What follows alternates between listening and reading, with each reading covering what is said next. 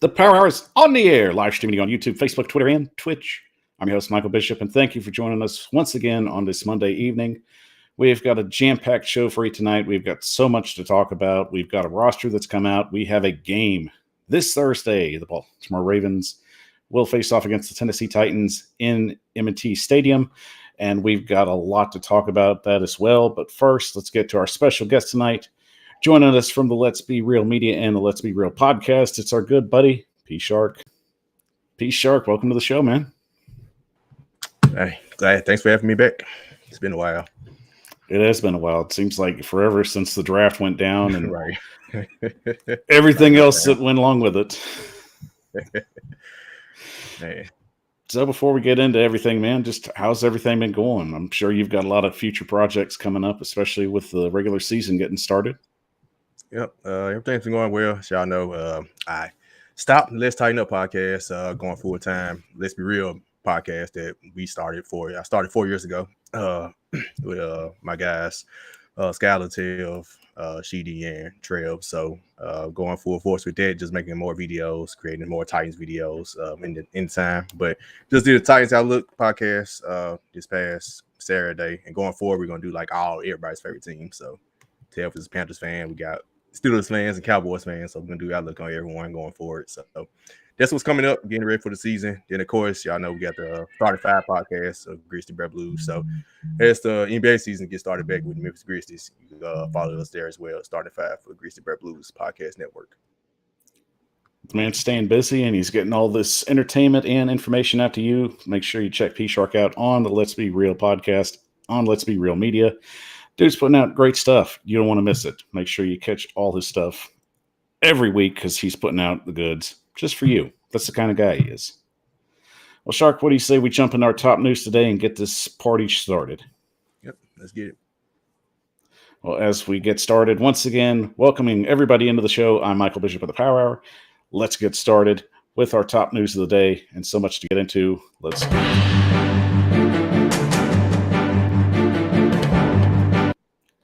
Well, Shark, once again, it just seems like we continue to hear more about the news between Deshaun Watson and the NFL, and of course, no surprise, what has basically transpired is that the NFL will go to court and fight an appeal that has been placed to make sure that they're going to see if Deshaun Watson can get a longer suspension going forward with this. So, starting out with the initial punishment that Judge Sue Robinson came out with a 6-game suspension, what were your thoughts on that? Did you feel that was the best narrative there, or do you think that she could have done better going forward?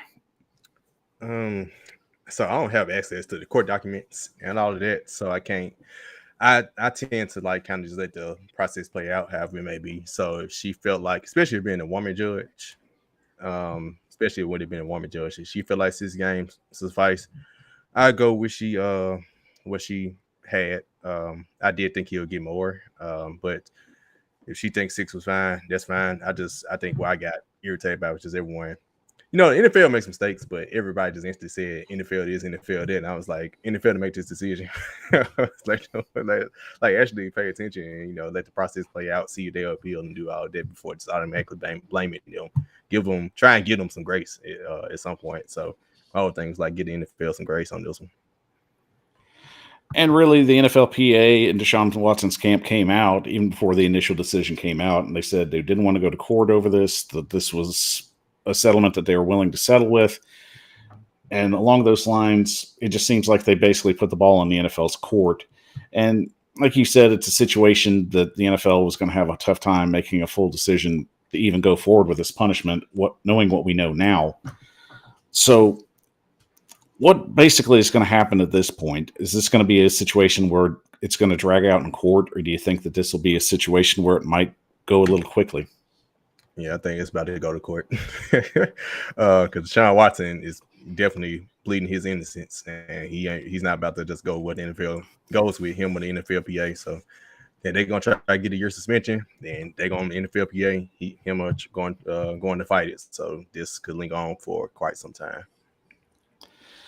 And we already know that, especially with Tom Brady and Deflategate and Ezekiel Elliott in his alleged case, that the NFL definitely can drag things out in court.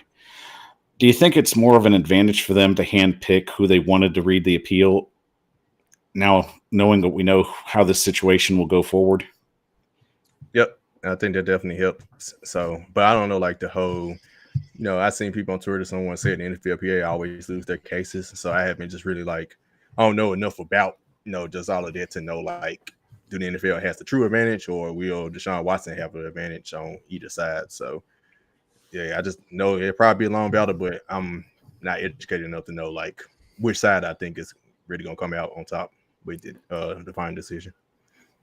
And really, as you said, it will be a long, drawn-out court battle, as usually these things go. But along the lines, Watson will more than likely carry out the 6-game suspension that he will be given right now, just to appease the courts and appease everyone else. If any time or anything is added to that, I'm sure eventually that will come to fruition. But we definitely have a lot of comments, and definitely want to get to those before we continue forward. Shout out to Moms, always one of our biggest fans on the show. Al Pierce jumping in again, asking how many projected starters do you think we will see? And that's a really good question, Al.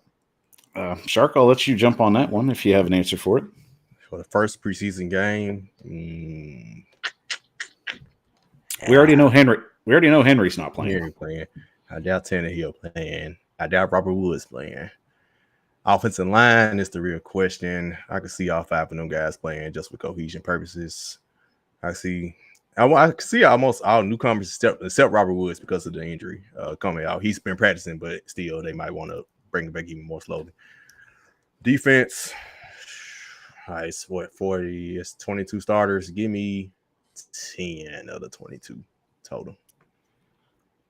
And that's a fair number. I'd go about between 8 or 10. I think right around there, you'd get some of the regular guys. Your linemen definitely, I feel, would get at least a series in. And some of the other guys, especially maybe Caleb Farley, would see a little more extensive playing time just to get him more comfortable. So I think at 8 to 10 definitely would be a fairable number.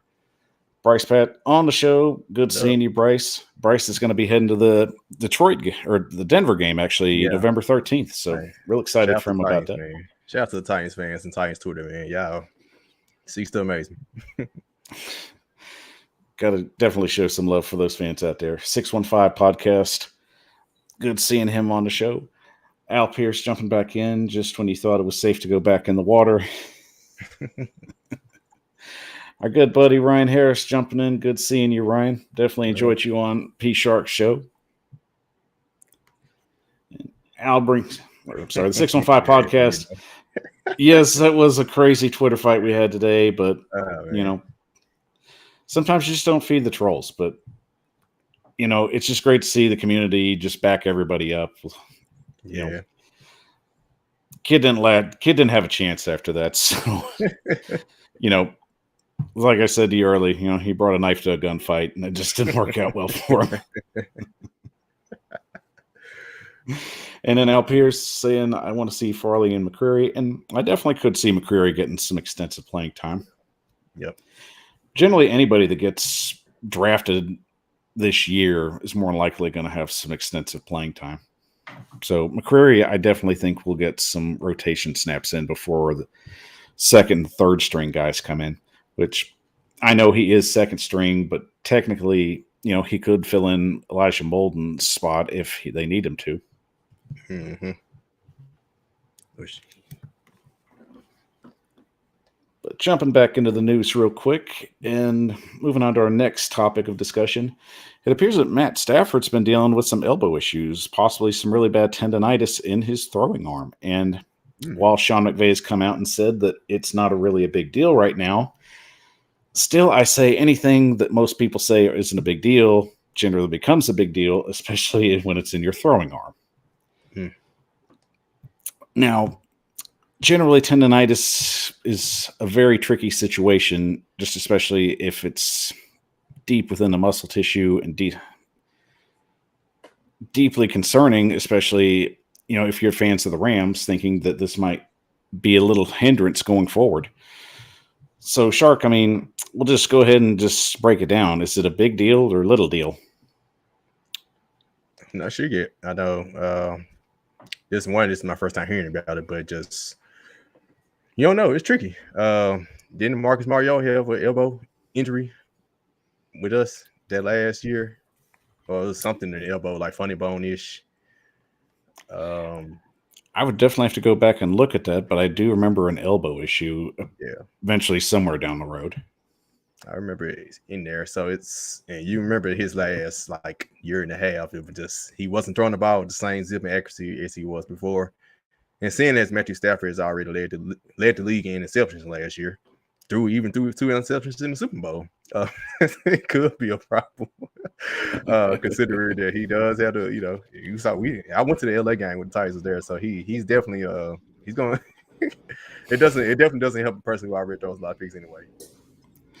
And Ryan says the Mariota injury was in 2018. I'd have to remember what game that was in, but I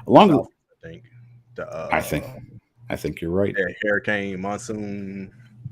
That's right. That's right. That was a nasty game. It was. I think wasn't there a 4-hour delay? Yeah. No, I don't even count that loss. Like that game was supposed to be, I think, at 1:00, and we were like literally. That game didn't finish till about, I think, 7:30. Right. Sunday Night Football started about time. I think I stopped watching the game. I didn't get no more. Just like I was like, this is nasty. This is just a nasty game. But along the lines with Stafford, I mean, he's in his mid-30s. It's a situation where I kind of feel like it's kind of got Peyton Manning vibes to it.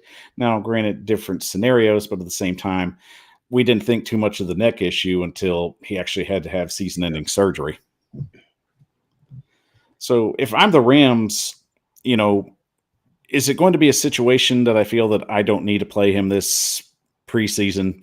Is there any reason to even put him out in the field till the regular season? Yeah, there's no reason at all for him to play preseason. Even before the injury, I don't see. Hey, they defend the Super Bowl champs. Sit out. We see you in the first game. And great points right there. I mean, really, I wouldn't imagine them putting any of their main starters out there. It's really along the lines. It's going to be a hat and shirt game for most of these guys. If anything, just rah-rah. Ryan says that was Vrabel's first game as a head coach. And Lou Man jumps in saying, 4th on the like button. Sorry I'm late. Birthday. Hello, Big Mike and Power Peeps. Good seeing you, Lou Man. No problems. And happy birthday. Yep. Happy birthday, man. So definitely shout out to you.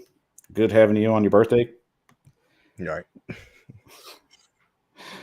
Moving on to our next topic of discussion, and it appears Kareem Hunt is not happy with the Cleveland Browns, but who hasn't been happy with the Cleveland Browns in the last year? So let's just throw another one on the pile. But Kareem Hunt definitely sitting out training camp yesterday, not participating in any of the drills. And of course, the Cleveland Browns coming out and saying that the trade rumors were basically just a lot of hoopla. But at this point, you have to think Cleveland is just so disorganized in some of these situations. It's hard to take anything that they say with any kind of merit. So, Shark, I mean, really, along the lines, trying to find a good trade suitor for Kareem Hunt, which team would look like a potential suitor for him and maybe actually evaluate his talent a little better than what the Cleveland Browns have? Well, the team that cut him.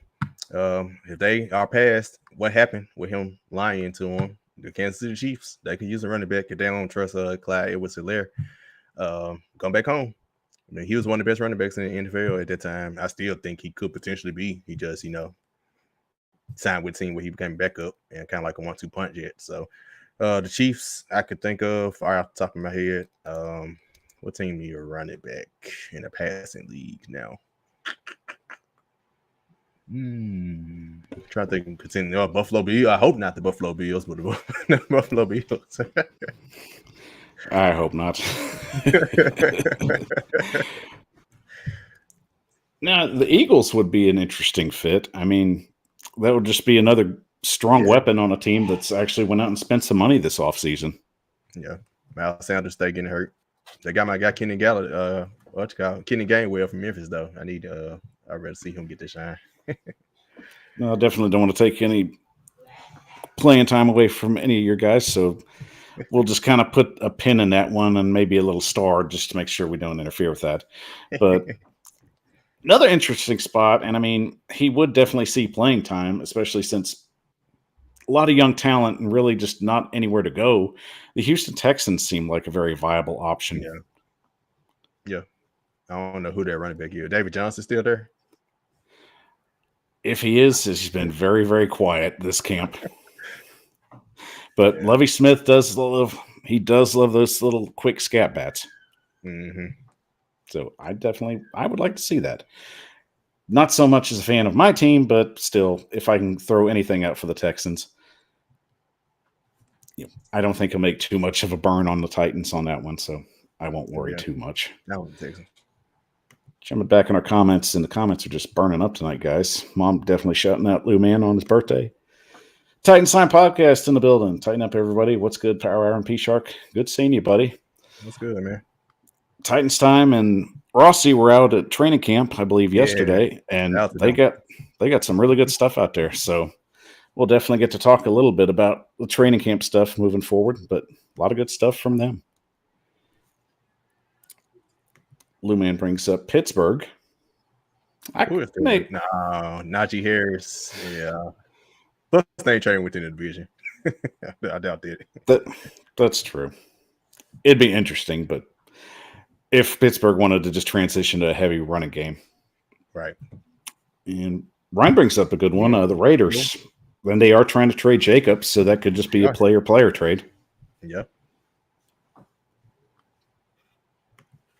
615 podcast. It's going to go Tampa Bay. Leonard Fournette, heavyweight. that definitely give him a wake-up call if that was the case. Lou Man saying we'd need David Johnson. I mean, maybe to hold Derrick Henry's helmet. Yeah, we had enough players on our last year. We don't need another one. That's all we do.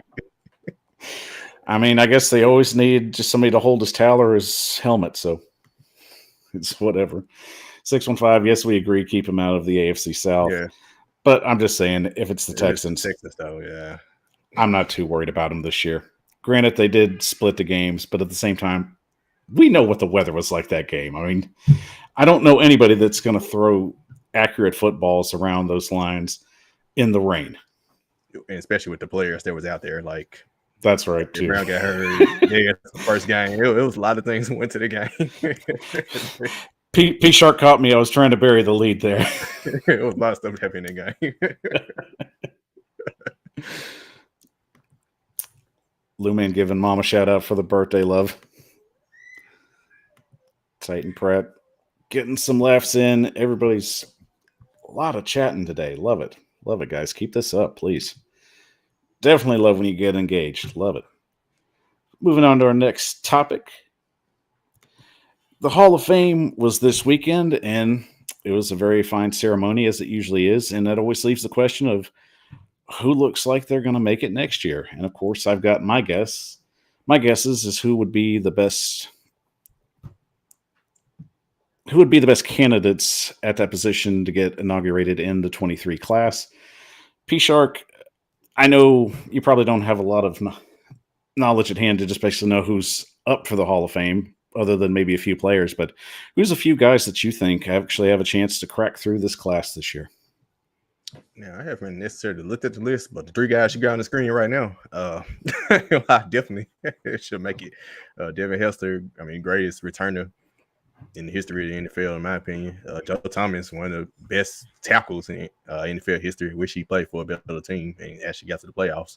And Darrelle Revis, I mean, outside of Dion, he's up there, the upper echelon of shutdown corners, in my opinion. And a few other players that I'll definitely give some mention to. Zach Thomas, who was eligible last year, didn't get in. And arguably one of the best linebackers in the league when he was playing. You know, I'm still surprised that he wasn't able to get in that class. Granted, that was still a lot of talent that had gone through in the last couple of years. And also that class seemed a little like, I don't know if necessarily lackluster, but I guess because I didn't it was a lot of older guys in this most recent class. It wasn't like any guys I grew up watching. So, well, Sam Mills was definitely a guy that I was really happy for because he's one of the players that just been on the outside looking in, and it had to been the case where his numbers had to get stronger as time went by. So I was very happy for him to get in finally. But really, the most disappointing part was Devin Hester was up for last year's class, and he was passed over. And I just felt that was a travesty. Mm-hmm. And, of course, Titan Pratt comes in with Eddie George on the list. And, I mean, I don't have a problem with getting Eddie or Steve McNair. The problem is it's just the argument's sake of numbers. Yep. I think Eddie will eventually get in. I don't know if right now. I think he'll eventually get in. Steve McNair, his numbers doesn't get Hall of Fame, but the hope he should. But well, I definitely feel that with Steve, there are some argument points there. You know, in some instances, you know, he had more rushing touchdowns than John Elway. Mm-hmm. And if I have the stat right, I believe he had more touchdown passes than Warren Moon. I mean, correct me if I'm wrong. But I know it's always a game, especially with guys like those. I think with Eddie George, you know, he was in the limelight for a time, especially being on the cover of Madden. He was in commercials. And I think that does kind of play also within getting into the Hall of Fame. I think, you know, there has to be just some public personified personality out there that where people actually saw you and garnered attention. So with Eddie and Steve, I can see them getting in, as you said. It's just going to take a little time. I think potentially out of all of them, Eddie will get in first because, yes, he's a member of the 10,000 yard club. A lot of people are going to argue, especially the fact that it took him more rushing attempts to get there. But at the same time, he carried the Titans for most of the part of his career. Yep. Definitely. Definitely get into some comments. Lou Man says he was happy for Tony.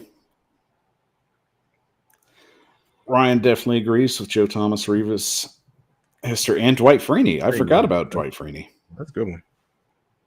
And he brings up another good one. Torrey Holt still sitting on the outside looking in.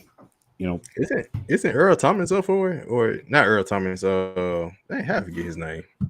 The Raven safety. Ed Reed. I think Ed Reed's in. Ed Reed's in. Ed Reed was first year. Okay, yeah. So he should have been first year. Troy Polamalu also was first year. Polamalu as well. Yeah. Okay. All right, Lou, man, you're just being crazy now. They'll start trolling like the guy on Twitter today, man. I mean, realistically, he's in the college football. He should be in the College Football Hall of Fame. Yeah, he arguably the greatest college football player of all time. That's no argument. College, he can go in there. The NFL, I mean, you know, maybe his jersey from when he threw that touchdown pass in the playoffs, but that's about as far as I'm going to let him get to the Hall of Fame. And Ryan says if Terrell Davis can get in the Hall of Fame with less than 10,000 yards, then Eddie should be in. And that's a good point, Ryan. But the thing is, Terrell Davis had 2 Super Bowls. Yeah, Super Bowls. That's what did it. And honestly, if he stayed healthy, I honestly think he would have broken Walter Payton's record at that time. Yeah. Like, he was that special. And a 6th round pick at that.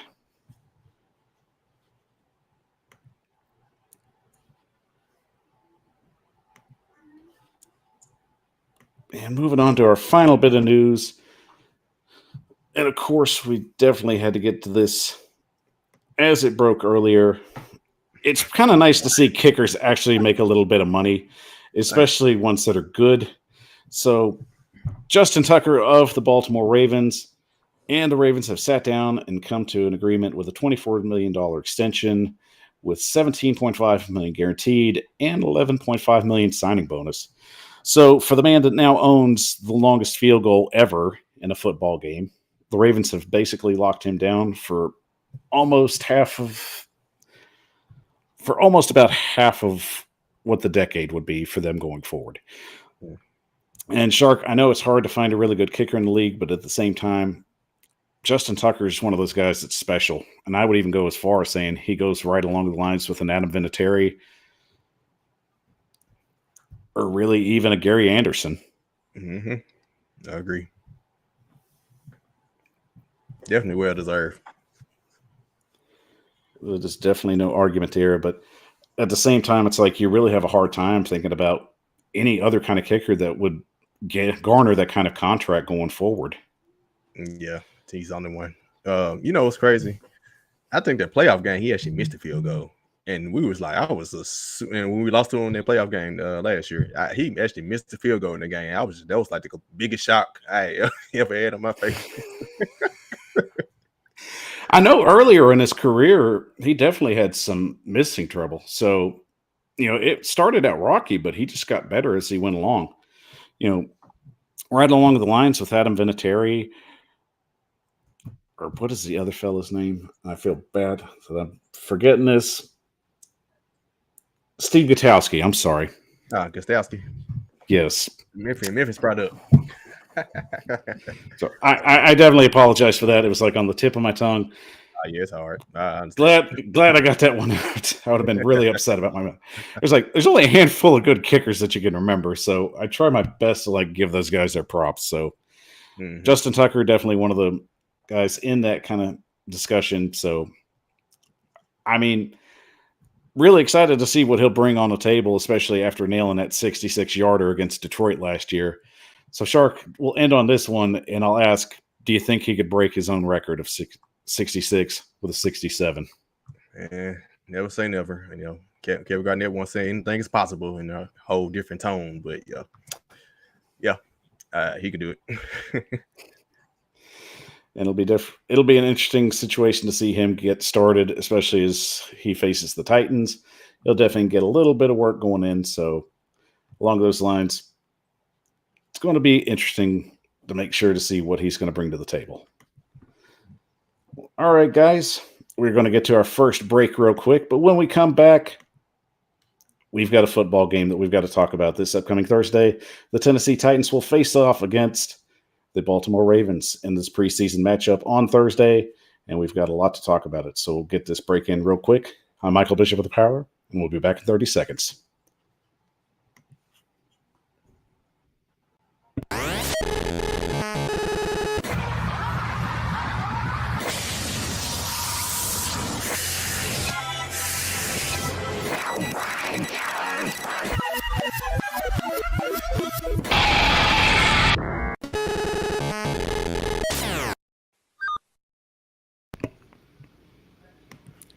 The Power Hour is on the air, live streaming to you on YouTube, Facebook, Twitter, and Twitch.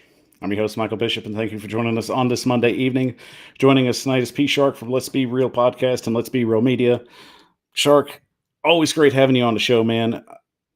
I definitely love getting you in right even before the season because it just feels like we can get just a little bitty stuff out of the way before all the real good, meaty stuff comes that we can talk about. So definitely want to give you a chance to shout out to the audience and let them know where to find you on all your social media platforms. Oops, was on mute. Definitely. That happens. Appreciate you having me on. Of course, y'all always follow me on Twitter at @DAONE_P_Shark. And listen to me on Let's Be Real Podcast on YouTube and on any podcasting platform, as well as Starting Five Podcast for Grizzly Bear Blues podcast network on any podcasting platform as well. And we still trying to get our Instagram back up a little bit, so LBR_media. I have joined on the TikTok. I haven't posted. I probably don't plan to really post much, but I have joined on TikTok. So follow me on there. It's the same. It's my Twitter handle, @1_P_Shark. Believe me, TikTok is one needy baby, so I understand. But make sure that you follow him on all his social media platforms, guys. He does fantastic work. Him and his crew are always giving you good insight, and they're going to be getting into the NBA once that gets rearing back up. So if you're definitely into Grizzly basketball, that's your man. Mm-hmm. And don't forget, for us, if you love the show, help it grow. Follow us on Facebook, Twitter, Twitch, and TikTok @The Power Hour 615. And don't forget to subscribe and like, because sharing is caring. Make sure that you share the show when you give it the chance to. That's how we get this show bigger and better for you as we go throughout the season. Well, all right, Shark, let's jump into it. We have got we have a football game on Thursday. I was about to say Sunday. That's how ready I'm ready to get into the regular season. Ready. I'm already jumping through the preseason. But let's get to it. Titans and the Ravens this Thursday night.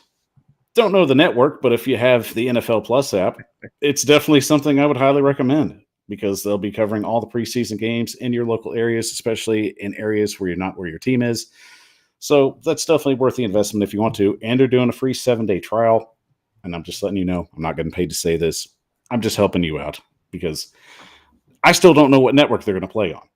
So hopefully whenever that comes out, check it out there. But if you want a free 7-day trial with NFL Plus, it's free. Give it a try. It's worth it, especially through the preseason. But along those lines, an interesting matchup of sorts. Both teams, one of them definitely a true playoff contender. The other one is coming back from a very disappointing season, especially without just lacking any kind of their major players. From the playmaking set, you would say the missing element of J.K. Dobbins and especially Marcus Peters was a huge blow to their team. And, of course, they dealt with injuries most of the season because the media especially blew that up. But it wasn't like the Titans had like 80 or 90 injuries going on. But what do I know? They did. But also, to be fair to them, the players we had hurt, they did eventually come back. All their players were out for the season, literally. Torn ACLs everywhere. So we'll definitely give some props to the trainers on that. I mean, at least they kept them somewhat healthy. Lou Man says, we won't be ready. Well, come on, Lou Man. You got to give him a little bit of credit there. He's given. I'm thinking KFVS 12 Cape. Not sure what to make about that, but if you can elaborate, man, I'll catch you back on that comment. Rossi in the house. What's up? Tighten up. Right, Once again, man? Rossi, getting out. you all the good training camp info and videos and picking fights on Twitter, but he didn't start that. He just finished it. So I love Rossi. He doesn't back down. Dude's tenacious. But anyway, we'll jump into the 4 things to expect with this preseason game. And, you know, in situations like this, there's the basic main thing. And it always comes down to who's going to start. And that's where you got to start with on this whole premise. So first off, your starters are going to be limited. More along the lines, don't expect any of the big name guys. Derrick Henry will not play. Lamar Jackson will not play. So Shark, I mean, and basically what's kind of just a glorified scrimmage, who do you think are going to be the key guys that will play in this upcoming matchup?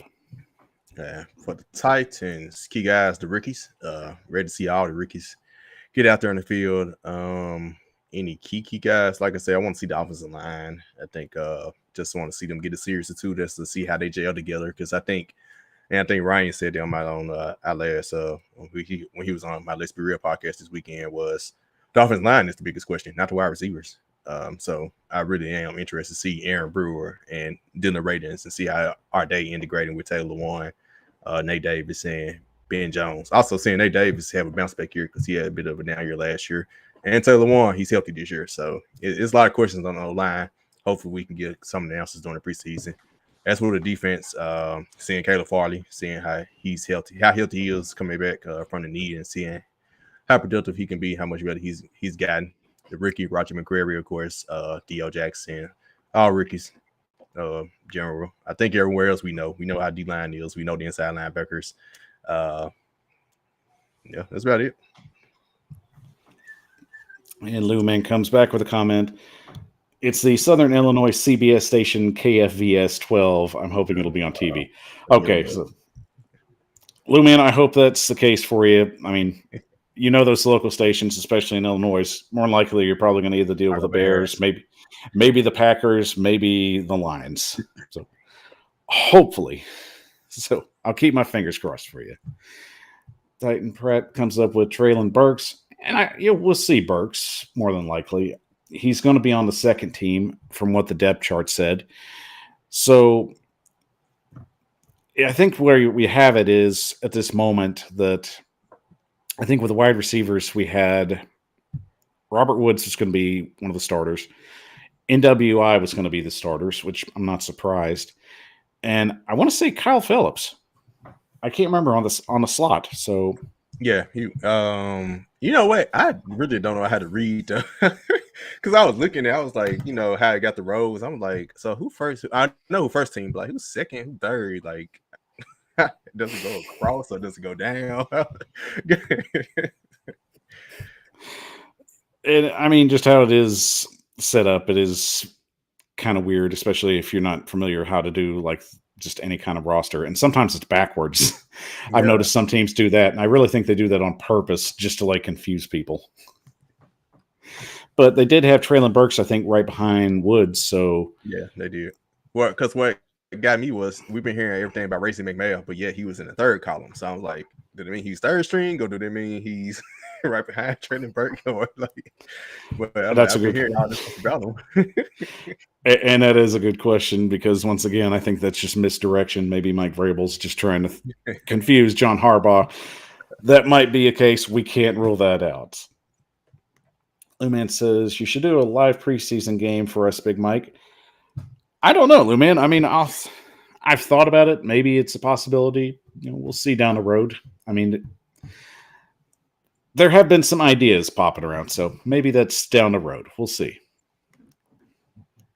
And our buddy Ryan Harris comes up with this nugget of information. Focus on the first and second year players. I want to see who steps up at wide receiver. It's a logjam right now, and that's a great point. I mean, really, it's a good problem to have at this point. It just seems like every time we're on Twitter or anywhere else on social media, the wide receivers are just going off. Also, random. I want to see this Ryan Stonehouse guy. Been hearing it. Shout out to Rossi and them for introducing Yes. me. Been hearing about him. I want to see. Yes, as highly touted as he was in college, especially for his punting abilities. You know, Rossi and Titans Time podcast, shout out to them for being to the training camp yesterday. They said this guy was like booting out 70-yard punts. And I just think it was just, he was straight kicking. I don't think he was trying to work on getting it in the corner or anything. But that's very, very helpful, especially knowing that eventually they might have to replace Brett Kearns at some point. Yep. So, really, another good question. Do you think Brett Kearns might be looking right behind his shoulder? Potentially. I remember someone asked about who you think is a surprise cut. I forgot who show it was on. It was Rossi, Upload, Titans Time. It was somebody podcast or yours. I can't remember who. And someone asked the question about surprise cut, and Kern was the answer for someone. Maybe it was Ryan's podcast on the Jump Pass. It was somebody's podcast. I heard it. No, I cannot remember. And Ryan brings it up. Ryan. It was Ryan's, and he had Tanya Rossi on his last episode. It was their episode. That's exactly what it was. Well, that definitely makes sense. And I mean, that could be the case, Ryan. I mean, really, if you can find somebody that has that amount of talent and pay them less to do it while they can, I mean, you're going to do it. I mean, Brett Kern already has about a $3 million salary. And if they can cut him and bring in somebody that has that kind of talent and not worry about it, I mean, go for it. Yeah, younger. Exactly. That's right. We did. So you get props on there, man. So I promise you get it. The Jump Ass, check him out. Yes, definitely check out the Jump Ass podcast. Ryan Harris is always putting out good content as well. One of our favorite people to have on the show. We might try and do another draft show next year. We'll get down the road and see what happens. We don't need no more surprising trades going down. Well, I mean, if we win a Super Bowl, that might make things a little easier. Yeah. I mean, I'm fine. I'm fine now. I mean, especially with everything going on with Mr. Can't keep the Titans out of his mouth. Yeah, we'll get to him later. I'm going to give him too much props right now. He's had too much attention. But we'll talk about our new guy because especially a lot of our newer people are going to be learning the ropes. And Shark, I mean, especially when it comes to coming in and getting yourself prepared, what's some of the key things these rookies need to learn when it comes to preparing for game day? Just even something as simple as eating right. Make sure you eat the right things. I mean, I play football, so I know don't want to be eating junk food, getting ready for no game. Being hydrated, simple, especially in this heat. I think Trainer Burks had to learn that against minicamp. Ricky minicamp, came in, asthma, out of shape, all of that. He came from training camp. I mean, he's ready to go now. So I think he's learned his lesson. So just really those little things. I heard Ryan Tannehill got on Kyle Phillips about a route last week. He corrected it. Just so things like that, learning, listening, having an open ear to the veterans and learning, okay, I need to do this. I need to do this way. And just kind of just keeping an open mind. So I say those three things: staying hydrated, eating right, and keeping an open mind. And along the lines with some of the other rookies, I mean, one that's definitely stood out also would definitely be Chigakongwo. And when it comes to just tight ends, last year we just had literally no one to throw to in that position, and it showed. So heading into this year, besides blocking, what kind of numbers do you think Chig could put up that could potentially help elevate this team? Which one again? Chigakongwo. Congo. So seeing as Anthony Ferguson had 200 something yards last year, if Chig could just give me 400, both him and what's my guy name, Austin Hooper, can give me 400, 500, 600, I'd be just fine. It's kind of hard because if you're throwing the ball around to these different players, right? If you're gonna spread it out, everybody can't get 500 yards, right? You can't. Seven players ain't getting to 500 yards, right? So I gotta keep perspective somewhere. So I say about 400, keep about 400 and about 4 TDs, and I'll be fine for Chig. And of course, definitely just helping keep Ryan Tannehill straight up so we don't surrender 47 sacks like we did last year. Mm-hmm. That would also be a good start to get at. And Ryan brings up another point. Wood seems to be a great mentor for these young receivers. And I agree with you, Ryan. I mean, it's good to see the veterans, especially spend that time with these guys and really just help mold and develop them. But, I mean, also with Racey McMath, I felt that he really just gleamed off when Julio Jones was here because he was asking him a lot of questions last year. Really a lot of the times from what I've heard, he was really just kind of just glued to him whenever he was out there. Yeah. So I'd also have to say Racey McMath is also a player that I want to see, really just see if he can elevate his snap count and see what he can bring out there. Definitely looking like a deep target. We already said we need to sign somebody. We might already have him on the roster. We could very well. I mean, that'll be an interesting battle to see as we go through this game. And of course, for a lot of these other guys, especially on the third teams, especially Josh Malone coming out and having a pretty solid camp so far. But still, these are the guys that have to take advantage of the reps. They have to get every chance that they have and see if they can make plays and get a spot on this 53-man roster. So with the slew of talent that's out there already, P.Shark, I mean, some of the guys that are just kind of on the back end looking on the inside out, who looks that they could break through potentially? Man, I've been saying this guy's name every single day that I've read, like Jim Wyatt's articles, seen TD talking about him. But the guy from the USFL, Shakur Brown, the cornerback, I've seen his name every single day. So that's made me think Chris Jackson spot might be up for grabs because Shakur Brown, like, especially with him, he's coming from USFL. He just got done playing. He played all summer, right? So he definitely got the experience. I'm ready to see him. I'm ready to see him and see him on the actual field because I've been seeing his name every single day, along with Roger McCreary. So, and that's a great addition. I mean, really started his career in Pittsburgh, and I think he just ended up just not being able to just live up to the expectations. When he became a player with the Steelers, they ended up cutting him, and that was the USFL's gain, and of course, gaining traction there. Really, it's kind of nice to see the USFL become kind of a farm system, so such of sorts. I'm getting some more comments. Ryan Harris is on the depth chart. What I did notice was I think the Titans are going with 12 personnel, which means 2 tight end sets. And yeah, Ryan, I mean, that's one thing that I've really been impressed with, especially with Todd Downing. And I'd credit Tim Kelly with this since he's been working exclusively with the tight ends. I think Tennessee's really going to push the 2 tight end set. So with the loss of A.J. Brown, that means they're going to try and spread the ball out a little more all over the field, and the tight ends would heavily be involved. And I would have to think Austin Hooper would definitely get a lot more touches than what he did in Cleveland. So they'd like to try and replicate what he did back in Atlanta while he was playing there. I thought he was top 5 tight end in Atlanta. So, and that was crazy. He just had that really good year in Atlanta, and then he just fell off after he got to Cleveland, which they were doing something completely different, which just says, not every free agent signing works, especially if you're going to do something completely different. Exactly. Fit matters. Schemes matter. So Albert Hainsworth will attest to that.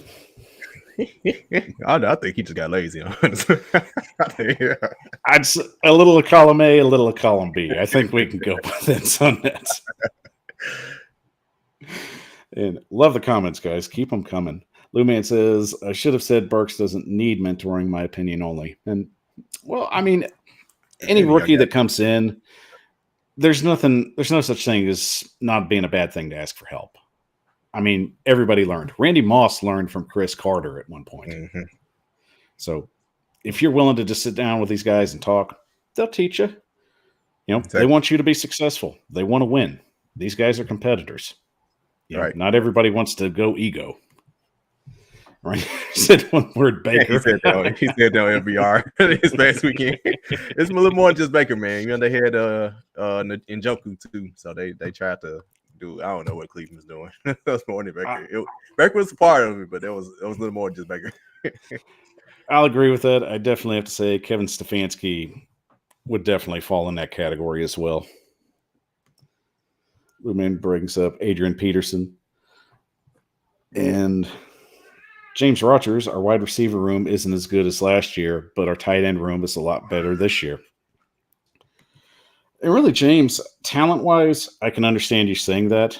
My biggest thing is, we knew what A.J. Brown was. We knew what Julio Jones was. The thing was, they wasn't.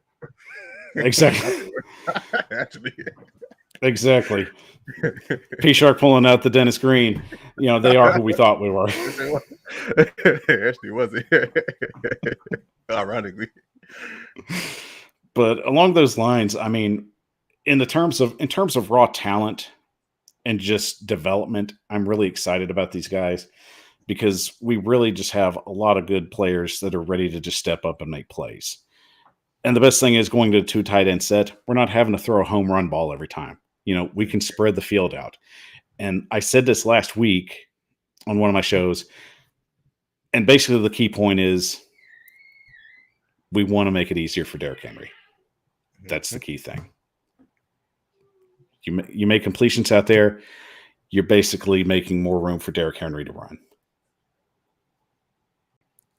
Al Pierce bringing up a good point. I think our wide receiver room is going to turn some heads. I can't talk tonight. Guys. I'm sorry. I'll get it right. Brian saying very cautiously optimistic about the wide receiver room. So we got some very high hopes. We've got some very drastic hopes and some very in the middle hopes. So, I mean, guys, it's gonna be interesting. That's gonna be the fun part. We know we got some talent on there. We're seeing it every day. It's just transitioning from the practice to the game field. And if they do that, that's where success happens. And getting on our fourth and final point, and of course, this is the key one right here. When it comes down to it, at the end of the day, we're trying to find the right 53. And we know who most of our offensive starters are going to be. We know how many of our defensive starters are going to be. We're trying to find roles for some guys that could potentially help us elevate on other ends of some of these positions, on offense, on defense, and most importantly, special teams.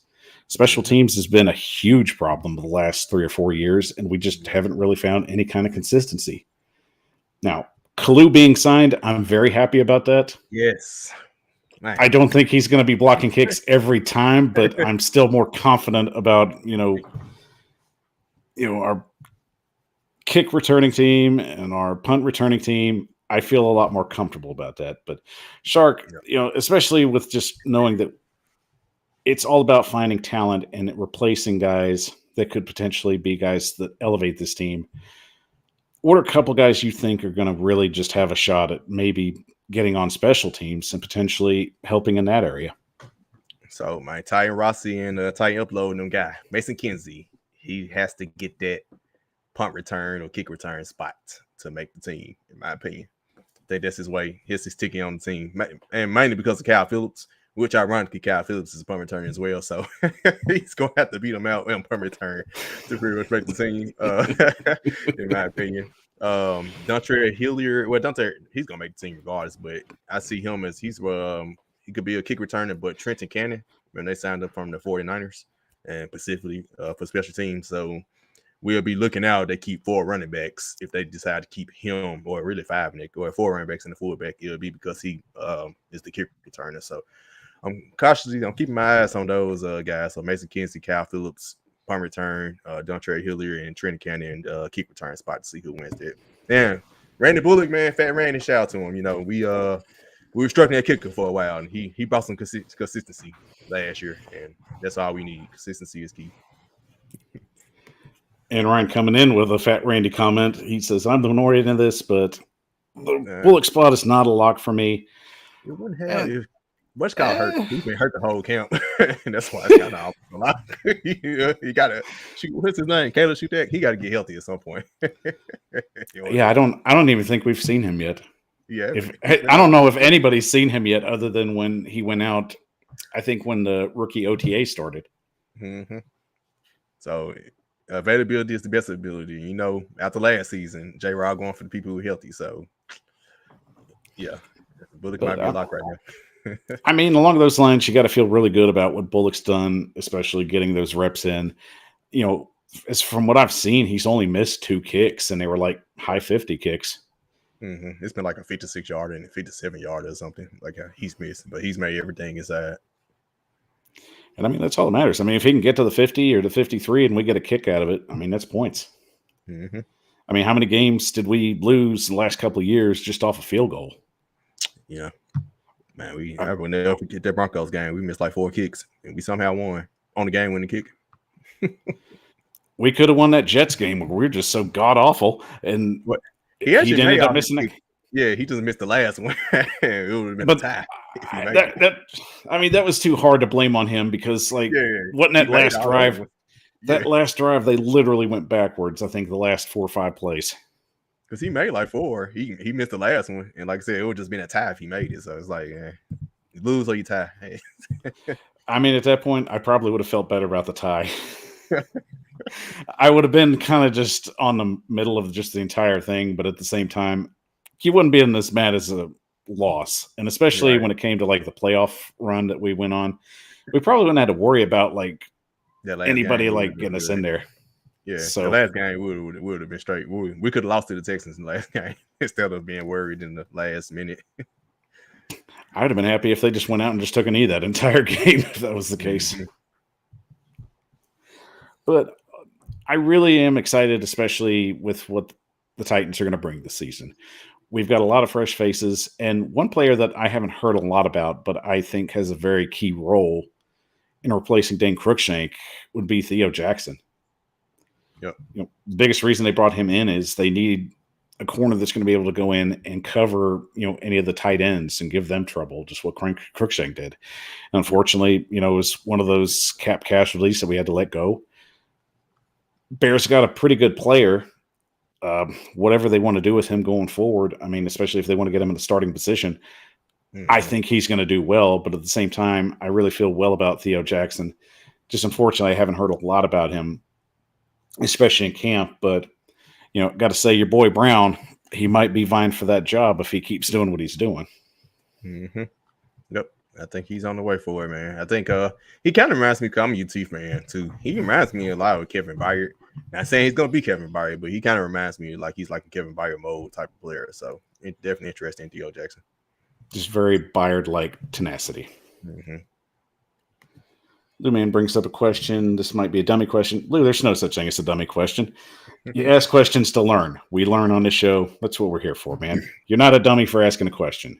The worst thing you can do is just assume. But getting back to that, but how many on-call guys can we have after the 53? So I believe he's talking about the practice squad. 10. No, it's more now. Yeah. I thought we could have maybe 12-ish. Yeah, I think 12 or 13. Yeah.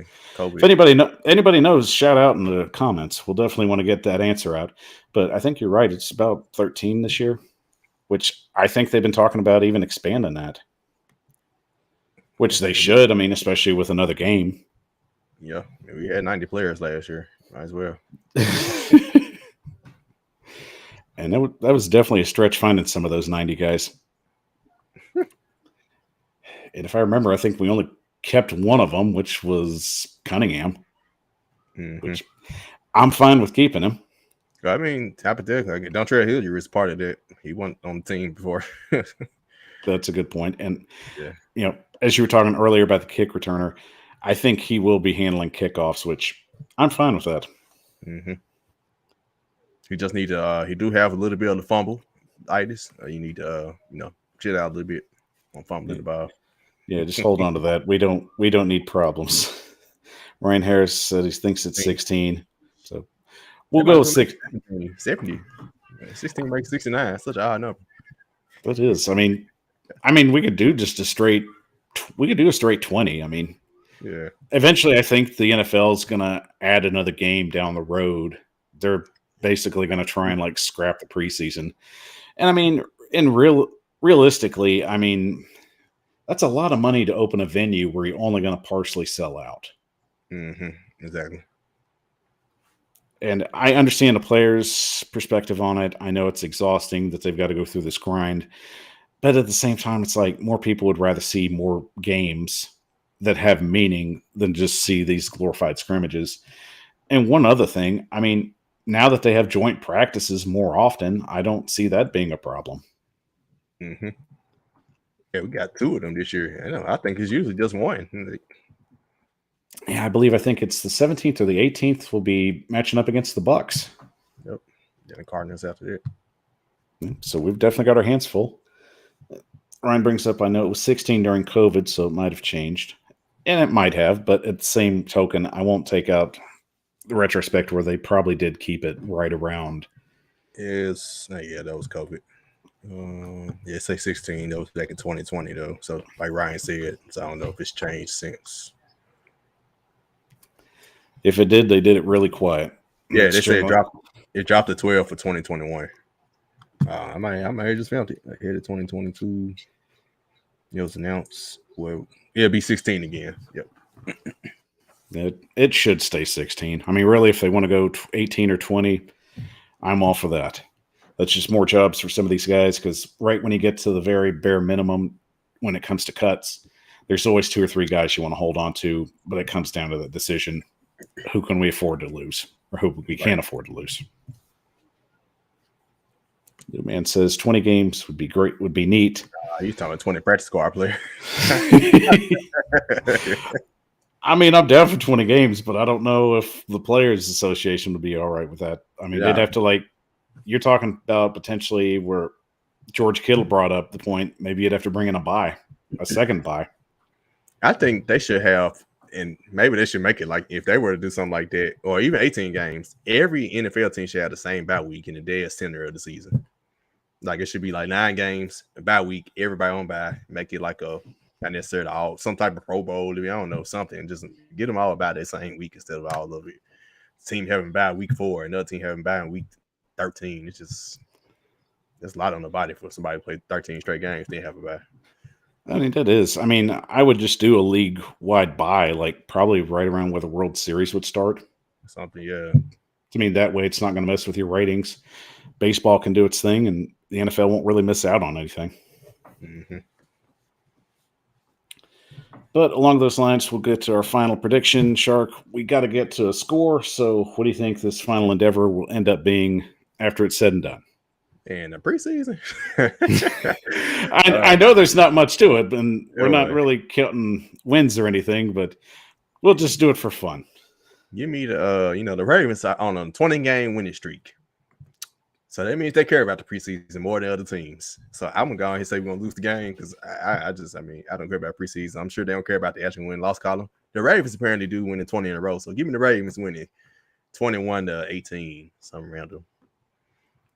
All right. Shark's going to go with the Dirty Birds, and I myself. I don't want to say overtime in the preseason because that just seems like way too much there. They're gonna make sure to avoid it. You know what? I'll go with the Titans, but I'll say they win on a field goal. That seems realistic to me. Do they have another kicker outside of like Kettle Shudak hurt? Do they have any other kicker that can kick field goals outside of Fat Randy, or he don't point kick field goals? I mean, maybe Brett Kern could in a pinch. I mean, maybe we get Big Jeff Simmons make a kick. Try out some stuff. That's definitely worth trying out. I don't have a problem with that. It's preseason. I mean, these games really don't matter. It's just about filling the roster at this point. So, win or lose, I'm just going to be like, okay, I guess we got work to do, or I guess this is all right, or whatever it is. Right. All right, guys. I want to thank P.Shark for joining us on tonight's show. We've had a lot of great times. Thank you for all the comments you've been putting in. Love it when you get really involved. It just makes for a really great show. Y'all are fantastic. Give yourselves a round of applause. So shout out to the audience. No, you don't get a lot of shout outs, but you're going to shout out tonight. And once again, thanks to P-Shark for joining us on the show tonight. Shark, definitely want to give you a chance to shout out to the audience. Let them know where to find all your great content.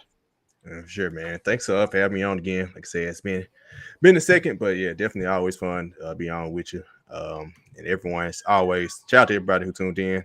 As always, y'all know y'all can find me on Twitter at DAONE_P-Shark. Also, listen to Let's Be Real podcast on YouTube. We go live every Saturday morning at 10 o'clock Central. And the episode is available on the podcast platform after that. And as NBA season gets rolling around in a couple of months, I got a Grizzlies podcast, Starting Five podcast for Grizzly Bear Blues podcast network. You can follow Grizzly Bear Blues podcast network on any podcasting platform. The man puts out a great podcast, and his crew. Make sure you check it out any chance you get to on all the platforms that do podcasts, as he said. And don't forget, guys, if you love the show, help it grow. Follow us on Facebook, Twitter, Twitch, and TikTok at the Power Hour 615. And don't forget, if you're watching on YouTube, smash that subscribe button for me, because I'm going to give you that better content if you do it. I'm just kidding. I'll give you good content regardless. But I appreciate it if you hit that subscribe button. And don't forget, like the show while you're here. And don't forget, sharing's caring. If you love the show tonight, share it with all your favorite Titan fans and friends. Make sure that they catch us. Make sure they catch P-Shark. Dude's giving good content out. Got to make sure he gets his out there and make sure we get them on his platforms as well. And before I go, guys, I'm pulling double duty tonight. So before I go, don't forget, Titan Upload's doing his show tonight. That'll be at 10 p.m. Eastern, 9 Central. So make sure you check that out. I will be guest starring on that show as well. Check that out on the Titan Upload Network. Don't forget, that'll be tonight with Titan Upload at 10:05 p.m. Eastern, 9:05 p.m. Central. So make sure you check that out as well. And got him in the show as well. Special guest tonight. I mean, I'm a little special. Hey, man, our zip code here in Memphis is 901. He should have did 901 Central.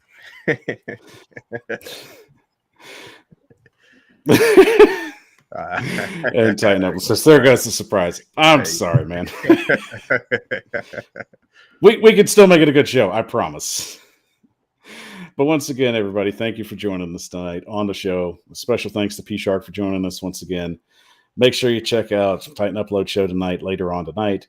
And don't forget to smash the subscribe button on your way out and like and share the show. So thank you once again from everybody that's watching the show.